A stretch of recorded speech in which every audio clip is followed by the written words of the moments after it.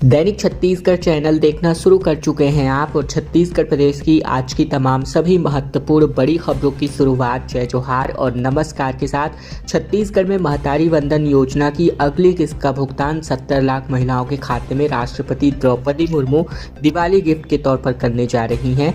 दरअसल राष्ट्रपति द्रौपदी मुर्मू 25 अक्टूबर को राजधानी रायपुर के दौरे पर हैं, जहां आज के दिन राष्ट्रपति मुर्मू और आने वाले 26 अक्टूबर को अपने 2 दिवसीय प्रवास के दौरान रायपुर और दुर्ग जिले में आयोजित विभिन्न कार्यक्रमों में शिरकत करेंगी और इस दौरान महिलाओं के खाते में छत्तीसगढ़ राज्य की 70 लाख महिलाओं के खाते में दिवाली से पहले महतारी वंदन योजना की 9वीं किस्त की राशि तकरीबन 651 करोड़ रुपए रिमोट बटन दबाकर उनके बैंक खातों में ऑनलाइन अंतरित करने वाली हैं। बता दें कि महतारी वंदन योजना के अंतर्गत 9वीं किस्त की राशि का वितरण आयोजन संध्या 5 बजे 6:30 बजे तक नवा रायपुर स्थित पुरखौती मुक्तांगन में होगा।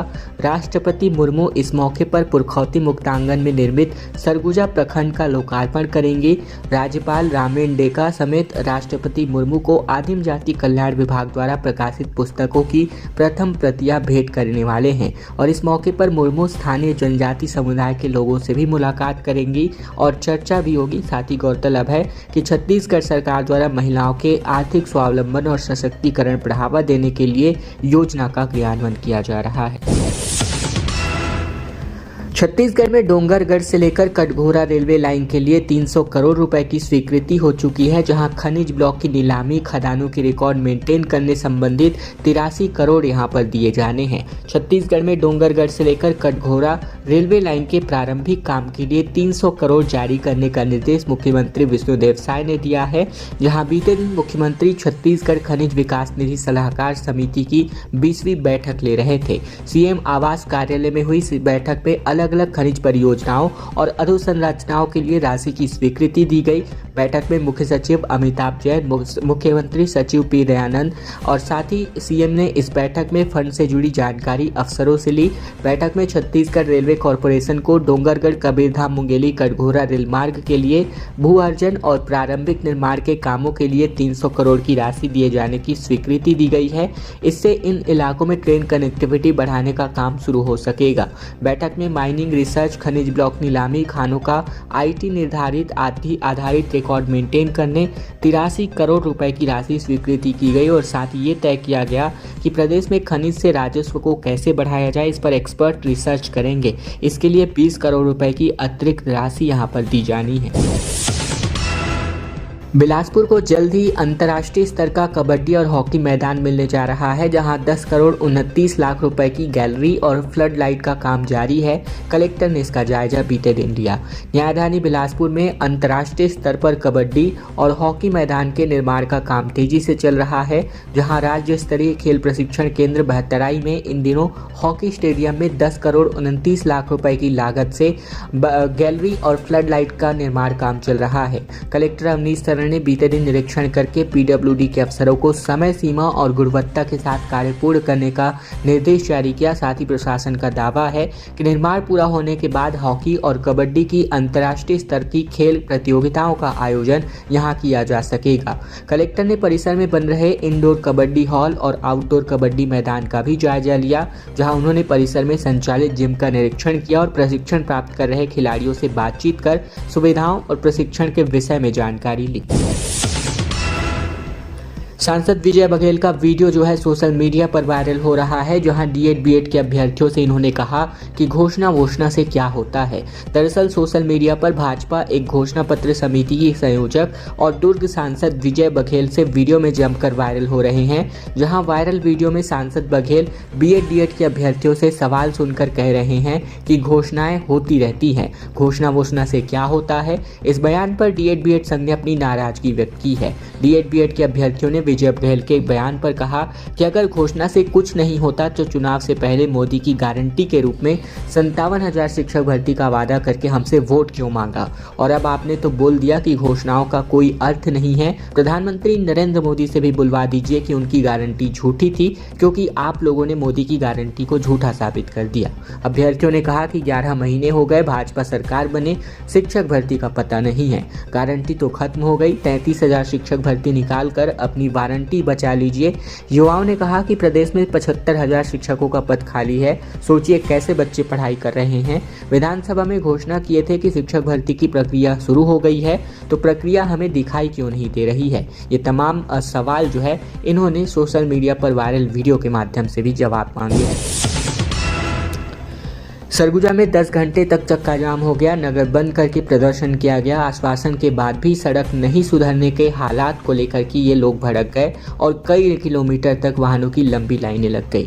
सरगुजा जिले के सीतापुर में नेशनल हाईवे 43 की 4 किलोमीटर सड़क के सुधार और डामरीकरण नहीं होने से भड़के लोगों ने 11 बजे से चक्का जाम कर दिया। साथ ही नगर बंद कर प्रदर्शन किया गया। पूर्व में नेशनल हाईवे के ईई ने सड़क सुधार के लिए 23 अक्टूबर तक की मोहलत दी थी। वहीं चक्का जाम सुबह 10 बजे से रात 9 बजे तक जारी रहा। चक्का जाम के कारण दोनों ओर वाहनों की कई किलोमीटर वाहनों की लंबी लाइनें लग गई। सीतापुर नगर पंचायत क्षेत्र से होकर गुजरने वाली तकरीबन 4 किलोमीटर की सड़क का निर्माण नेशनल हाईवे ने पूरा नहीं कराया है। जीएसबी तक छोड़ी गई सड़क से उठने वाले धूल के गुबार से परेशान लोगों ने एक सप्ताह पूर्व चक्का जाम किया था। तकरीबन 7 घंटे तक चले इस चक्का जाम के बाद 23 अक्टूबर तक सड़क सुधार लेने या डामरीकरण करने का आश्वासन नेशनल हाईवे के ईई ने दिया था, जिसके बाद ये आंदोलन समाप्त हुआ था। लेकिन अब एक बार फिर से इनको आंदोलन की राह का रुख मोड़ना पड़ा है। और अब खबर छत्तीसगढ़ बलरामपुर से, जहां बवाल के बाद पुलिस ने लाठीचार्ज किया, आंसू गैस के गोले छोड़े। थाने में युवक की संदिग्ध मौत के मामले में लोगों ने पथराव कर दिया पुलिस स्टेशन पर। दरअसल छत्तीसगढ़ के बलरामपुर में पूछताछ के लिए थाने बुलाए गए अस्पताल के प्यून की थाने में ही मौत हो गई। बाथरूम में जो है इनकी लाश लटके मिली। वहीं बात करें प्यून ने जो है मौत हुई है या कुछ और वजह, इसका कोई अभी तक पता नहीं चल पाया है।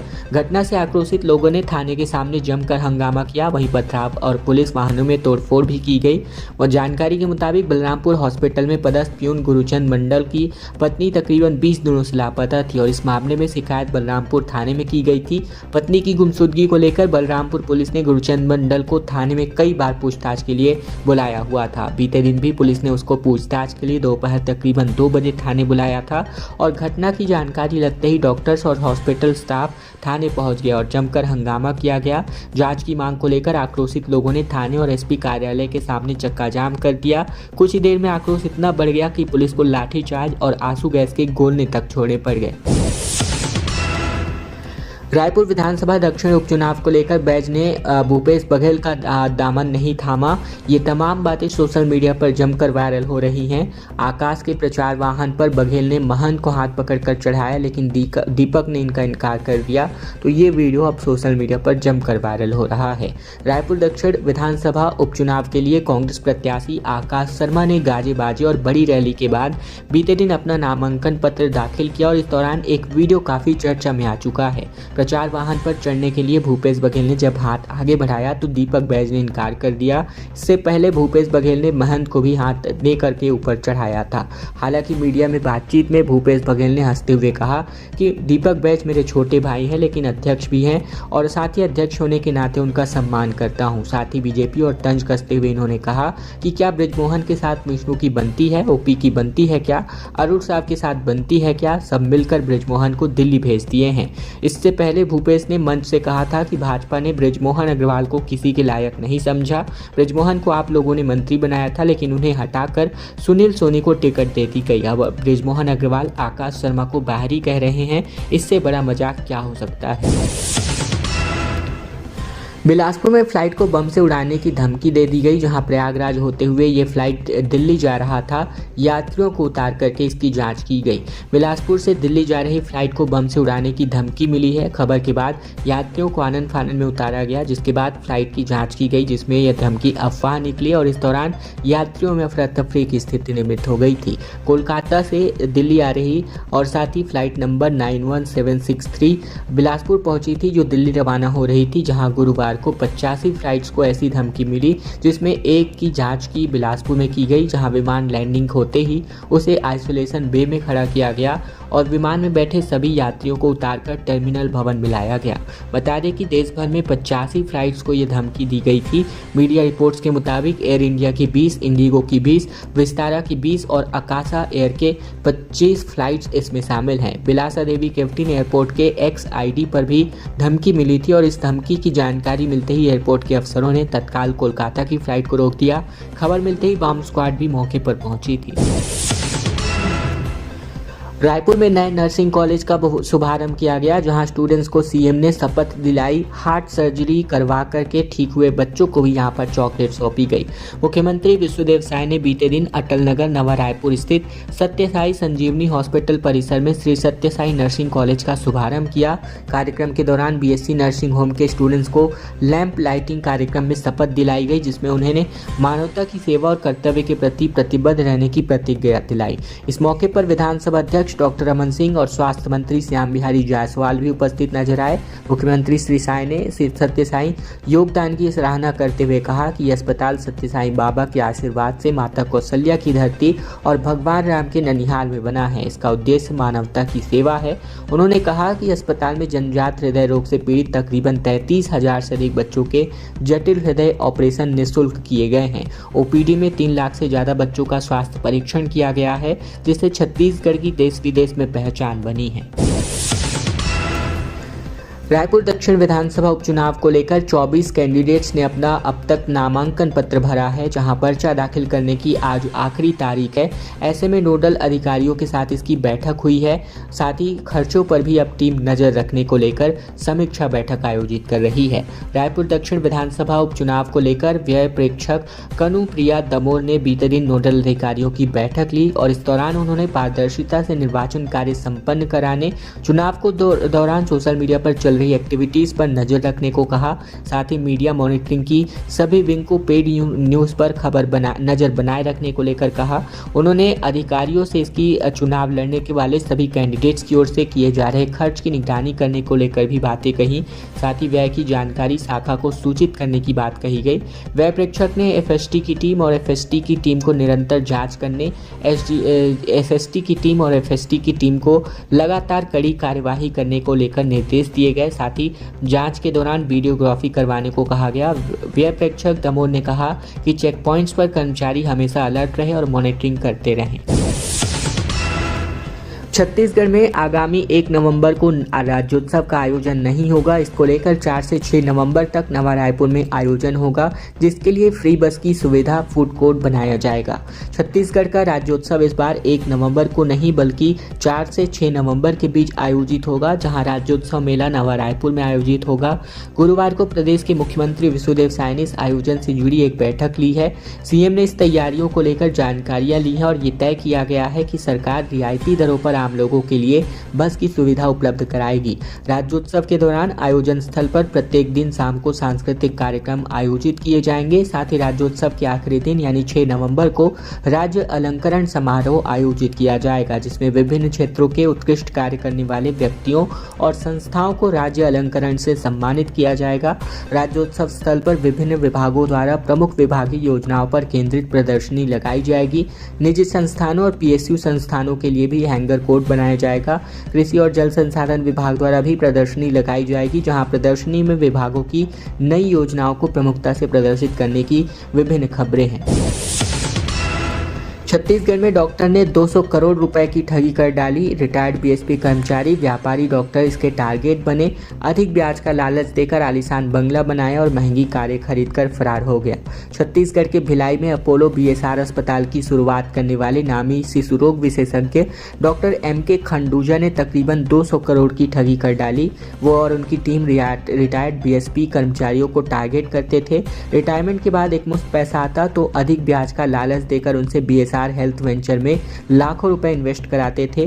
पैसे से आरोपी ने नेहरू नगर में आलीशान बंगला बनवाया और महंगी कारें खरीद डाली हैं। डॉक्टर MK खंडूजा ने भिलाई स्टील प्लांट के 304 कर्मचारियों से 80 करोड़, रोंगटा ग्रुप से तकरीबन 20 करोड़ और दुर्ग, राजनांदगांव और रायपुर समेत कई जिलों में व्यापारियों से और डॉक्टरों से तकरीबन 100 करोड़ की ठगी कर चुका है। रोंगटा से धोखाधड़ी केस में आरोपी MK खंडूजा भी जेल में बंद है। डॉक्टर MK खंडूजा ने BSP से ही नौकरी की शुरुआत की थी थी और इस दौरान उसने बीएसपी में अच्छी पकड़ बना ली और इसके बाद उन्होंने नौकरी छोड़ दी और पावर हाउस में छोटा सा क्लिनिक खोल लिया और खंडूजा बीएसपी से साठगांठ कर ली गई। साथ ही पीड़ितों के मुताबिक फर्जीवाड़े में बीएसपी प्रबंधन से कुछ अफसर भी इसमें शामिल थे, जहां वे उन लोगों का नाम और पता डॉक्टर खंडूजा को भी देते थे जो कुछ समय में रिटायर होने वाले थे और ऐसे में मिलजुला कर ये पूरा घपला चलता रहा। हाथियों की दहशत इतनी कि अब छतों पर भी अपनी झोपड़ी बना करके रात गुजारने को ग्रामीण मजबूर हैं। छत्तीसगढ़ के गरियाबंद जिले के मैनपुर रेंज में पिछले 1.5 महीने से हाथियों का उत्पात जारी है। 15 गांव के दायरे में सिकासेर हाथी का दल घूमता नजर आ रहा है, फसलों को चौपट कर रहा है और इसके करीब 500 परिवारों की दिनचर्या बदली गई है। रोजगार इनका प्रभावित हुआ है। शाम ढलने से पहले ही ग्रामीण अपना खाना बना लेते हैं और इसके बाद रात में छतों पर बने झोपड़ी पर डेरा जमाकर अपनी जान बचाने को मजबूर हैं। अब तक राहत के लिए कोई ठोस पहल नहीं की गई है। सिकासेर हाथियों के झुंड में 3 शावकों से समेत तकरीबन 45 सदस्य होने का दावा है। वहीं शाम ढलने से पहले ही लोग अपने दिनचर्या के मुताबिक खाना बना लेते हैं और घरों के ऊपर बने झोपड़ी पर सहारा लेने चले जाते हैं। इसके अलावा बात करें तो गांव की सीमा में हाथी के प्रवेश करते ही कुत्तों के भौंकने की आवाज़ आने लगती है, जिससे और डरे सहमे लोग अपने घरों की छतों पर चढ़ने को मजबूर हो जाते हैं।